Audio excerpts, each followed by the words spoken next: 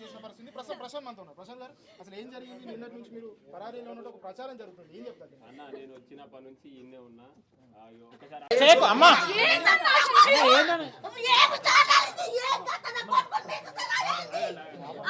అమ్మ అమ్మ control control, ఏం కాదు, మేము ఉన్నాగా. వాళ్ళ ఫోటోలు చూపెట్టు, వాళ్ళ ఫోటోలు చూపెట్టు. లేదు ఇట్లా ఇట్లా నేను చెప్తా, ఇట్లా నేను చెప్తా, ఇట్లా ఇట్లా ఇట్లా ఇట్లా అన్న అట్రా ఇట్లా నేను చెప్తా, ఇట్లా. హలో అండి అందరూ, ఇక్కడ పల్లె ప్రశాంత్ వాళ్ళ ఊర్లోనే ఉన్నాను, నేను ఇంట్లోనే ఉన్నాను. నిన్న కూడా రావడం జరిగింది, నిన్న కూడా ఇంట్లోనే ఉన్నాడు, ఇక్కడనే ఉండడం జరిగింది. పల్లె ప్రశాంత్ దీన్ని నువ్వు ఏమైనా కూడా ఇంట్లోనే ఉన్నావు. బాగా ఎదుగుతుంటే కావాల్సిన వాళ్ళు చాలా మంది చేస్తుంటారు, ఇవి పోర్ట్రేట్ చేస్తుంటారు. కానీ అమ్మని చూస్తే చాలా బాధగా అనిపిస్తుంది. అది మీడియాగా అయితే నేను కూడా ఒక యాంకర్ని, ఒక సెలబ్రిటీ కావాలని హోదా వచ్చింది కాబట్టి ఒక కామన్ పర్సన్కి ఇలాంటివి వస్తూనే ఉంటాయి. నువ్వు లాస్ట్లో ఏం చెప్తావు అన్న? నేను చెప్తా, అది వేరే వాళ్ళు కూడా చెప్తారు. ఇప్పుడు అన్న మీరే చెప్పు. నాకు నిజంగా అన్న మీరు అన్నదానికి కొంచెం బాధ అనిపించింది. టీవీ9 మీరు టీవీ9 వాళ్ళే ఇప్పుడు ఎప్పుడైతే వచ్చిందో చేంజ్ చేసి కాదన్నా, మేము మిమ్మల్ని నమ్ముకున్నాం. ఇప్పుడే మా ముంగట గన్ని మాటలు మాట్లాడితే ఎదుర్కొంటా. నేనేం తప్పు చేసిన అన్న? ఎవరిలో తప్పు చేసి టీవీ9 నేను పరారీలు ఉన్నాను అన్నది. నేను ఏడున్నా? ఇంటికా మీరు వచ్చేవారికి ఏడున్నా? మీరు టీవీ9 వాళ్ళు కదా.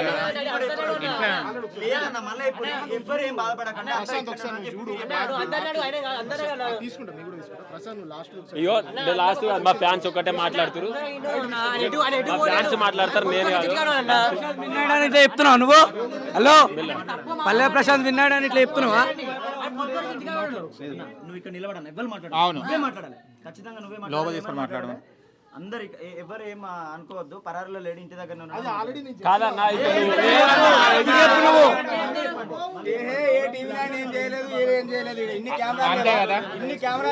ఎవ్వలేం చేయాలనే మేము ముందుకు వచ్చినాం. మళ్ళా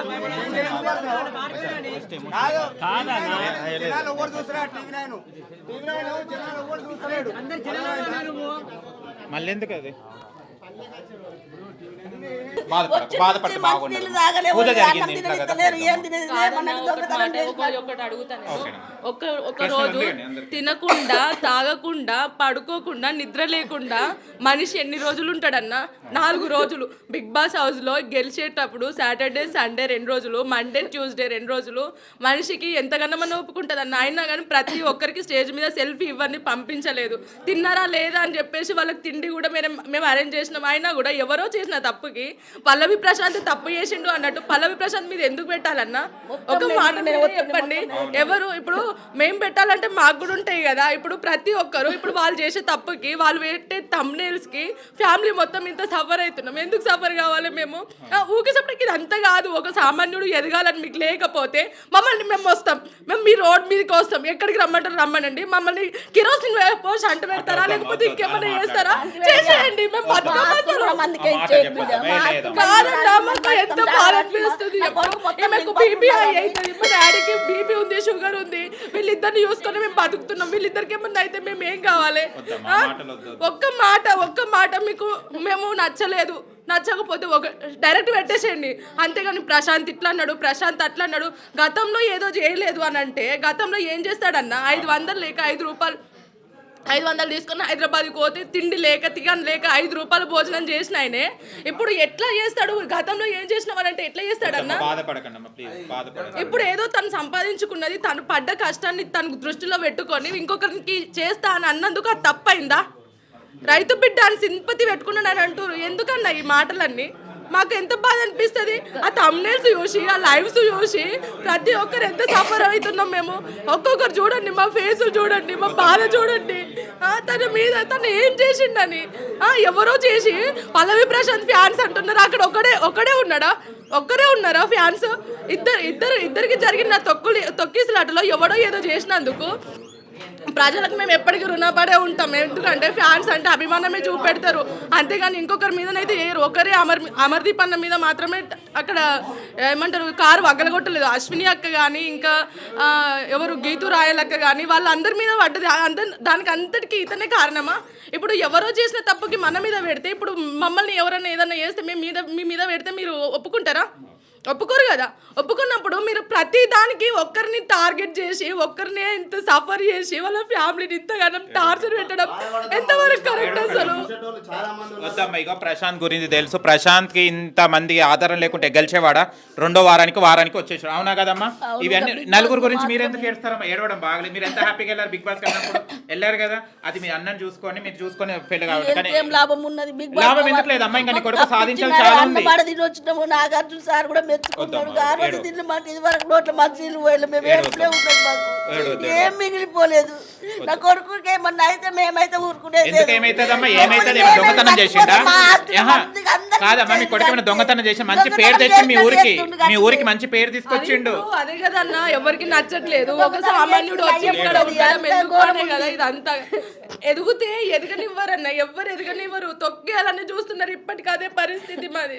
ఆల్రెడీ ప్రశాంత్ ఇలాంటి తొక్కుడు బాటలు చాలా వరకు పాపం 2-3 years పడుతూనే ఉన్నాడు. ఇవాళ విజయం సాధించిండు. మీరు ఎంజాయ్ చేయండి అమ్మ, ఏడవద్దు. ఫస్ట్ టైం బిగ్ బాస్ లో విన్ అయిన తర్వాత ఏడ్చిన ఫ్యామిలీ అంటే ఇదే కావచ్చు.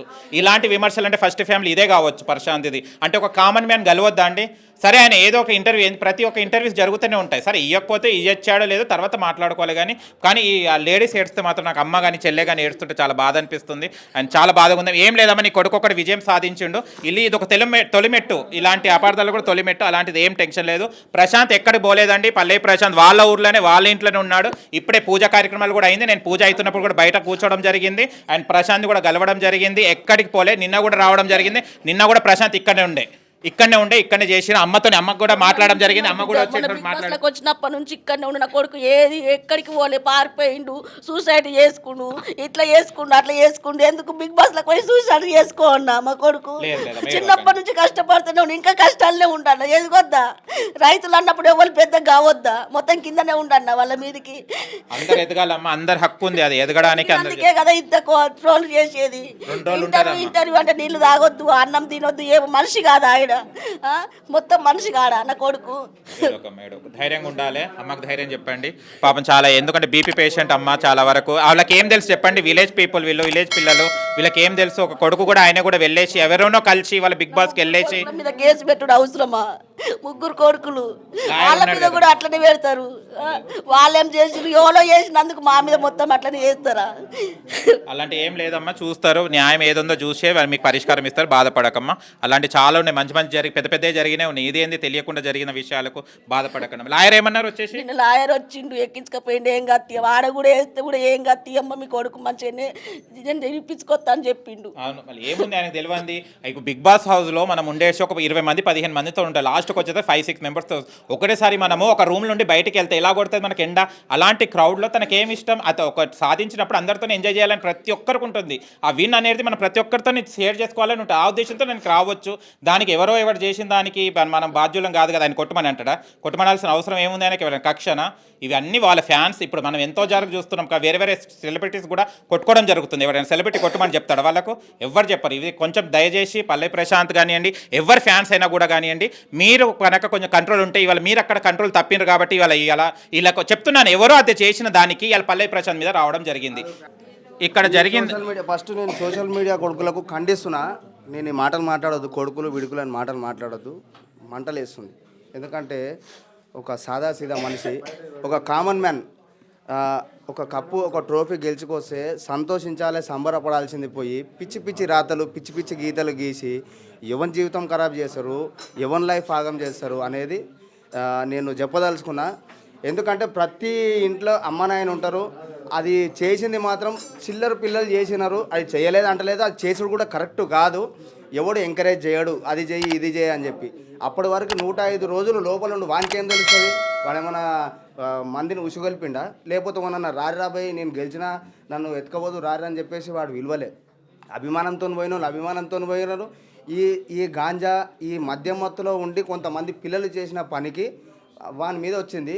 కాకపోతే న్యాయస్థానాలు ఉన్నాయి, కోర్టులు ఉన్నాయి, అన్నీ ఉన్నాయి. ఫర్దర్గా మేమైతే ముందుకు పోతాం, కొట్లాడతాం. మేము ఖచ్చితంగా న్యాయం కోసం కొట్లాడతాం.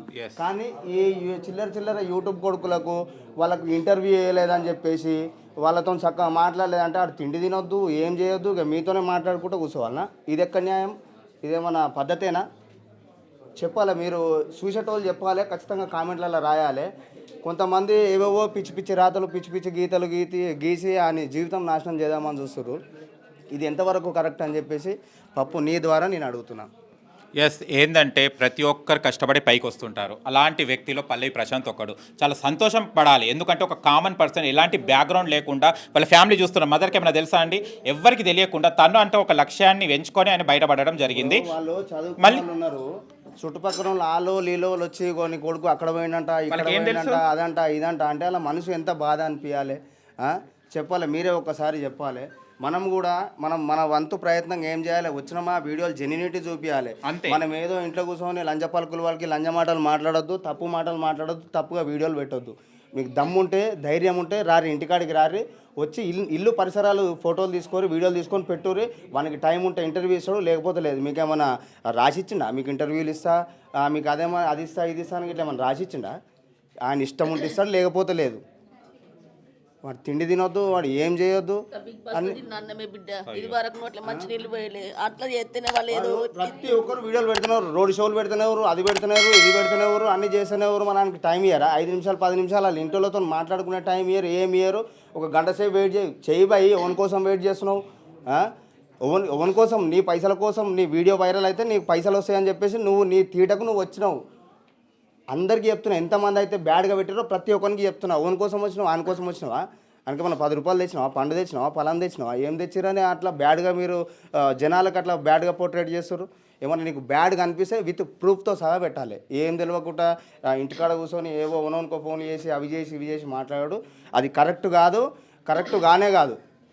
చాలామంది అంటారు ఆయన రెచ్చగొట్టి ఈయన రెచ్చగొట్టి అంటే వాడు బయటకు వచ్చిండ రెచ్చగొట్టనికే. వాళ్ళకేమన్నా తెలుసా? వీళ్ళేమన్నా చదువుకున్న వాళ్ళ, అమ్మనైనా ఏమన్నా చదువుకున్న వాళ్ళ? అలా తమ్ముళ్ళు ఉన్నారు. వాళ్ళు ఏ రోజైనా మీరు బయటకు వచ్చి వంతున్న కాంట్రవర్సీ వీడియోలు ఇట్లా ఏమన్నా చేసినవి ఉన్నాయా? అవి మీ దగ్గర ఏమైనా ప్రూఫ్లు ఉంటే గవి పెట్టి మాట్లాడాలి. చిల్లర కొడుకులకు చెప్తున్నా నేను, చిల్లర వీడియోలు తీసి చిల్లర తమ్ముళ్ళు పెట్టేటోళ్ళకి చెప్తున్నా. చాలా మటుకు ఆయన ఇల్లు తెలియదు, ఆయన కథ తెలియదు, ఆయన కార్ఖానా తెలియదు, ఏవో వీడియోలు పెట్టి ఏవో అంటే ఆయన ఫోటో, ఆయన తమ్నేలు, ఆయన టైటిల్, ఆయన హ్యాష్ ట్యాగ్ వైరల్ అవుతుందని చెప్పేసి ఏదో పెట్టేసి బురద పూస్తురా. ఇది మాత్రం కరెక్ట్ కానే కాదు. చెప్తున్నాము 100% ప్రతి ఒక్కరి మీద కేసు వేపిస్తాం.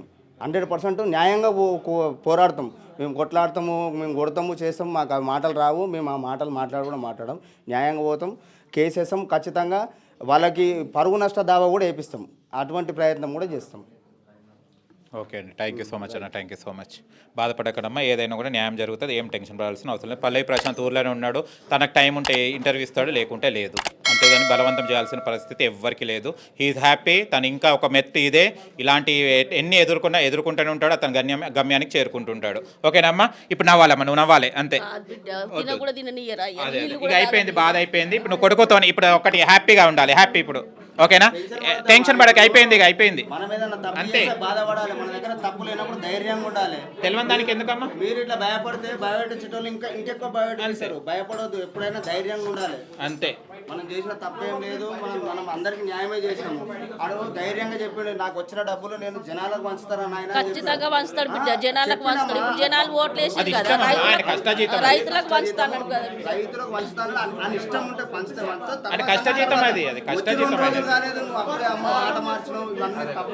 మాట మార్చినావు, సింపతులకు ఇట్లయినావు అట్లయినావు, మొత్తం ఇదే.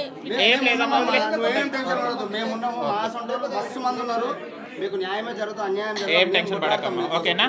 ఓకేనమ్మా, థ్యాంక్ యూ.